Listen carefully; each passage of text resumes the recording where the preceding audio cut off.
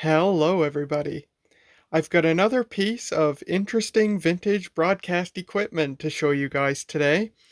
This is a Sony Trinitron professional video monitor, model PVM-14N5, and it was made in 2002. And I wanted to show this PVM because this is a rather unique one. We've looked at several PVMs on this channel. And what separates this one from the rest of them is that this one is not necessarily meant to be a broadcast market monitor. The N series of Sony PVMs are meant to be sort of general purpose monitors, not something you would necessarily have in something like a television studio or a production house.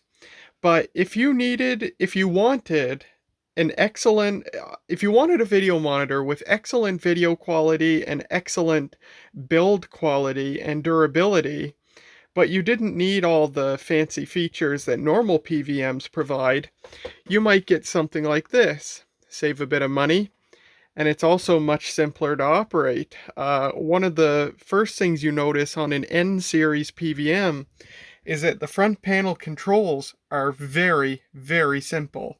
You just got two line selections and controls for an on-screen menu and a power button.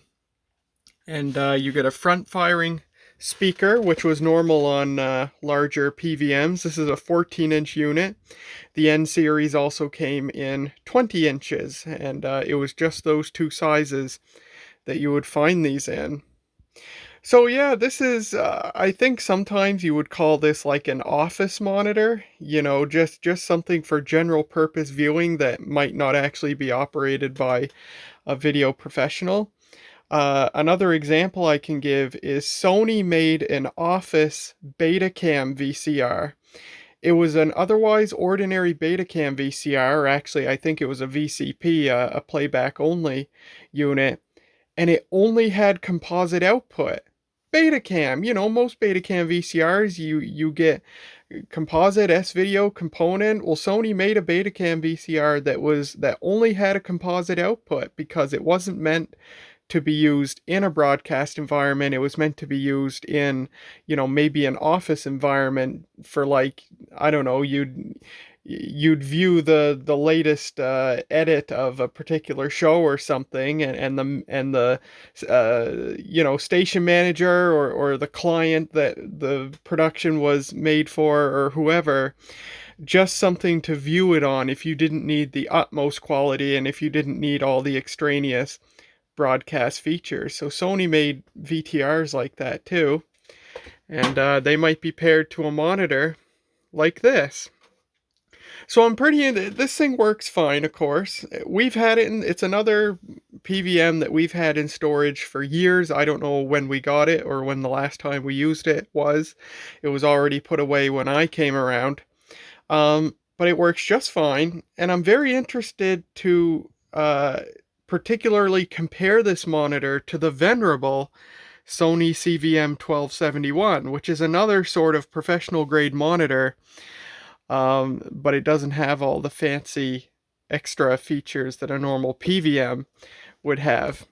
These monitors are roughly the same size. That's 12 inch, that's 14 inch, a little bit bigger, and they both advertise pretty high resolutions. This thing advertises 500 TV lines of resolution, so that's the equivalent resolution of definitely being able to resolve like a VGA resolution computer image if it were capable of taking that kind of signal. So that's the kind of resolution we're looking at today. So this is basically the same resolution as where is it? It's up there, as that PVM 8045Q, which is branded as an HR Trinitron. This isn't branded as an HR Trinitron, but because it's bigger, it has more resolution. The CVM, however, if I remember right, Sony rated it. This monitor is from 1988 or 89. Sony rated it for, I think, 550 or maybe even 600 TV lines of resolution. So I think this is even slightly higher resolution than this. So it's going to be very interesting to compare these two and see how they compare in picture quality. But first, let's take a look at this guy. I'll spin it around here. And so, another thing that separates the N series PVM from a normal, at this time, M series or L series PVM is that the inputs are also very simplified. You get 2 composites and 2 S-videos, and that's it. And you get mono audio for each of them. On the line A section, you get a loop out for composite, a loop out for S-video, and a loop out for audio.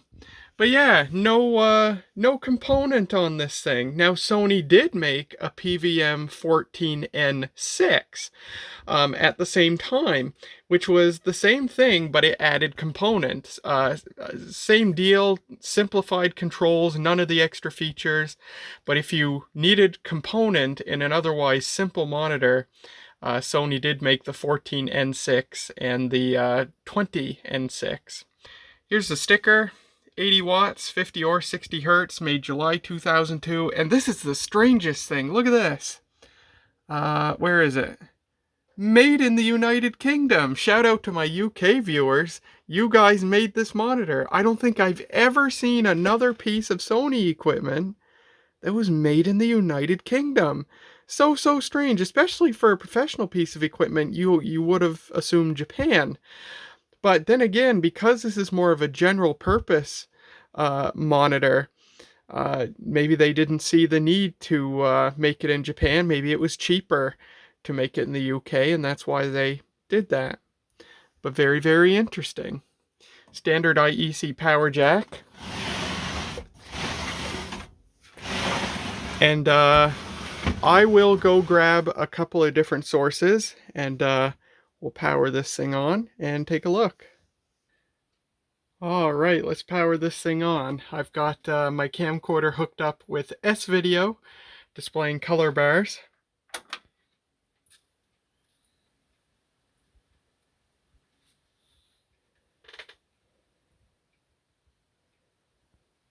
Up she comes.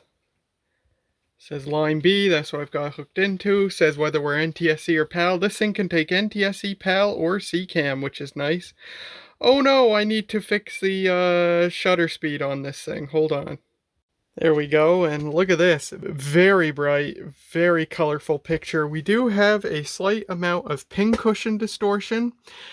And this, one of the nice things about this particular PVM and ones like it, in the menu, you can actually enable a secret service menu. Secret service? A service menu that lets you adjust the geometry and stuff instead of having to go inside here and twiddle pots right next to 30,000 volts or whatever. I went into the service menu and I adjusted some of the, you got to be super careful. If you adjust the wrong setting and you don't know what it was before, you will really screw up the picture on these. So I looked in the manual, found out the right adjustments to adjust for the pincushion, and there's 2 or 3 different pincushion settings. I could not correct this pincushion happening at the top. Couldn't correct it. This is the best that I could get, which was pretty much where it was already set. So anyway, it's not something you ever notice unless you're looking at this anyway. Other than that, the picture is beautiful, really sharp, really bright colors, very, very nice. And this is over S-video. Let's go into the menu here. There we go. So we get our volume. So when you're not in the menu, so when you're not in the menu, the up and down keys adjust whatever you were in last. So if you want it to be volume, you need to go into the volume settings and then exit, and now it's volume. Contrast, brightness, chroma, is that your phase? No, that's your chroma intensity. Your chroma phase. We get another page. Color select, interesting. I've never actually... Oh, this is where you choose the color system. So it does NTSC, Japanese NTSC, PAL, and CCAM. It does everything, so that's really, really nice. Or you just set it to auto and it'll figure it out for itself. Very nice. Of course, I think most PVMs can accept all of the video formats. You can choose the on-screen display where it says what input you're on and the video, the color format, whether it's displayed for a short time or a long time. Those are kind of arbitrary, or if they don't appear at all. Language, and then user memory, I think, is just storing a particular set of settings. And I forget how you get into the service menu. It's in the, oh, that's interesting. It gives a firmware version number after you exit the menu. It's in the manual for these things, how to get into the service. I think I found it pretty easily. I think it's in the service manual. That's freely available, and it shows you there's kind of a Konami code of button presses to get into the service menu. Why is that still on there?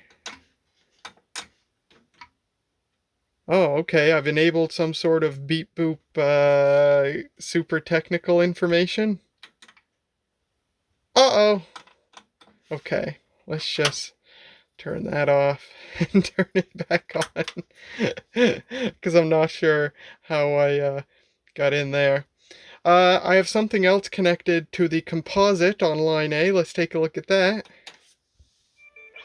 Oh, look at that. And that's real hardware. There it is, my childhood Super Nintendo. Still works fine. And when you look at something like this, turn the... Whoops, that's chroma phase now. Just going to turn the volume down. When you look at a picture like this, and of course that's what most people are buying these PVMs for now, is the video gaming, just because the colors and the sharpness is just way better than any standard television. This is just composite, but even if you come on in here, it's super sharp, and you can see the scan lines. It's really, really nice. It's a very pleasant picture. Speaker on this, I've never actually cranked it up very high. See how good it is.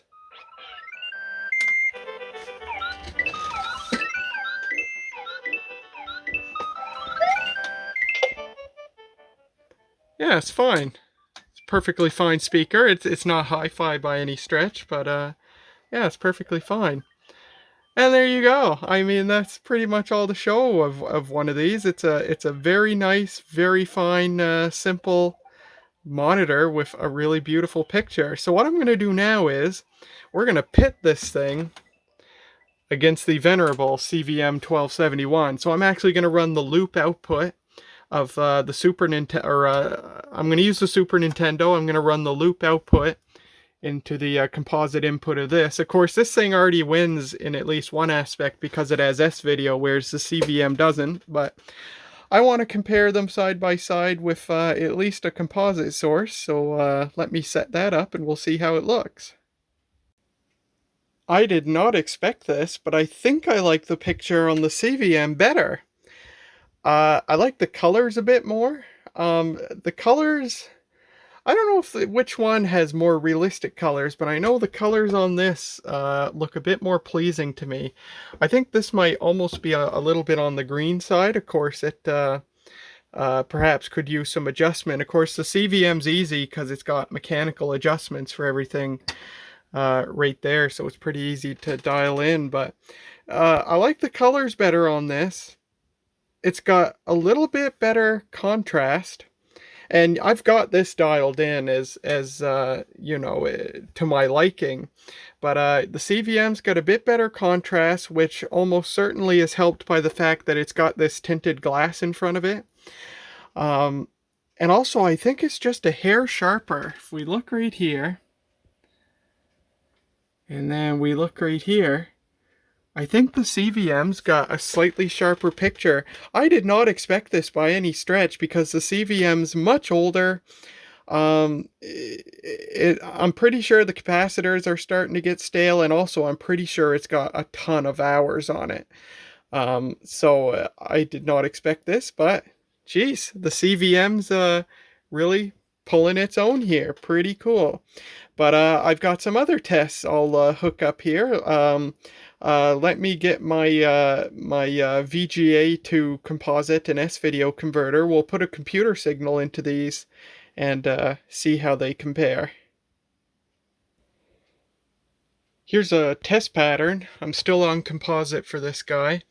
And once again, I think the CVM's got the edge there. If we just look at, of course, there's a mess of dot crawl going on. But if you look at that, and then look at this, I think this guy has a bit of a sharper picture. Now, if I change this guy to S-video, then there's no contest. Lot better picture on this with S-video than this with composite. So let me get a computer hooked up and we'll look at some text on a computer. Here's a signal from a Windows PC, both composite. And I think we're running in 1024 by 768. And if we just look at a DOS prompt here, both composite still. If we look here, and then look at the CVM, it's close, but I think once again the CVM's got the edge by just a hair. If we look at a desktop icon here, make sure it's focused. I think it's focused. It's hard to tell, the picture's so fuzzy. And then we go over here. It's pretty close, but I think the CVM just barely has the edge. Now, if I change this to S-video, then once again, it becomes no contest. Look at this. And then look at this. Much better on this when you have S-video.